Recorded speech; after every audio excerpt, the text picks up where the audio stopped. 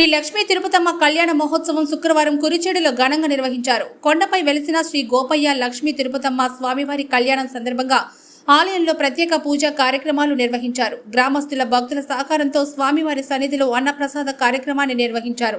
కురిచేడు మరియు చుట్టుపక్కల ప్రాంతాల ప్రజలు స్వామివారిని కళ్యాణాన్ని తిలకించేందుకు తండోపతండాలుగా తరలివచ్చారు. వందలాదిగా తరలివచ్చిన భక్తుల సమక్షంలో కళ్యాణ మహోత్సవాన్ని ఘనంగా నిర్వహించారు. స్వామివారిని దర్శించుకున్న భక్తులందరికీ ఆలయ కమిటీ సభ్యులు తీర్థ ప్రసాదాలను అందించారు.